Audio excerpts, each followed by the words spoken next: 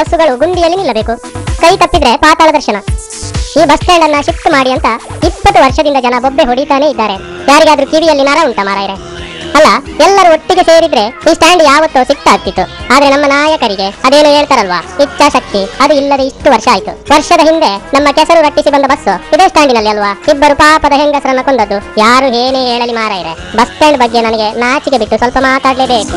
ಇಲ್ಲಿ ನನಗೆ ಸ್ವಲ್ಪ ಅರ್ಜೆಂಟ್ ಉಂಟು. ಓಯ್, ನನ್ನ ಹ್ಯಾಕ್ ಬಿಡು ಮಾರಾಯ. ಇಲ್ಲೆಲ್ಲಾದ್ರೂ ಬಾತ್ರೂಮ್ ಉಂಟಾ? ಓ, ಬಸ್ಸಿನ ಹಿಂದೆ ಉಂಟಾ?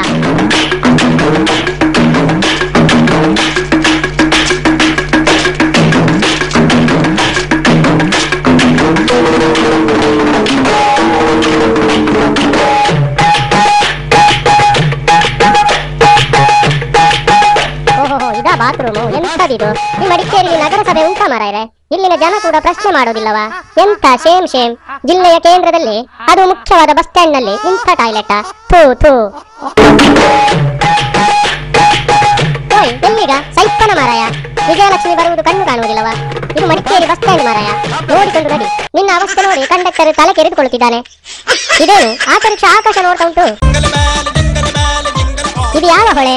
ನಗರದ ಮಧ್ಯೆ ನೀರುಂಟಲ್ವಾ ಮಾರಾಯರೆ? ಓ, ಇದು ಅದಲ್ಲ ಮಾರಾಯ. ಇಲ್ಲಿ ಅವರು ಇದನ್ನ ಸಪುತಿ ರಿವರ್ ಅಂತಾರೆ. ಅದರ ಫುಲ್ ಫಾರ್ಮ್ ಈಗ ಕೇಳಬೇಡ. ಮಡಿಕೇರಿಯ ಎಲ್ಲ ಕಸ ಕೊಳೆಗಳಿಗೆ ಮುಕ್ತಿ ನೀಡುವ ನದಿ ಇದು. ಎಚ್ಚರ ಮಾರಾಯ ಮಂಗ. ನಿನ್ನ ಕಾಲು ಜಾರಿದರೆ ಏನ್ ಮಾಡ್ತಿ? ಕಾರ್ಯಕ್ರಮ ಮಾಡುವುದು ಯಾರು ನಿನ್ನ? ಬೇಡ ಮತ್ತೆ ಹೇಳುವುದಿಲ್ಲ. ನೋಡಿದ್ಯಾ ಅಲ್ಲಿ ನೋಡ ಮಂಗ. ಎಲ್ಲ ಅಂಗಡಿ ಹೋಟೆಲ್ಗಳ ಕರ್ಮಕಾಂಡವನ್ನೆಲ್ಲ ಹೇಗೆ ಸುರಿದಿದ್ದಾರೆ. ಎಲಿ ಜರ, ಇನ್ನೆಂಥದೋ ಡೆಂಜಿ ಜರ ಬರಲಿಕ್ಕೆ ಇದುವೇ ಸಾಕಲ್ವಾ? ಈ ಬಸ್ ಸ್ಟ್ಯಾಂಡ್ ರೈಟ್.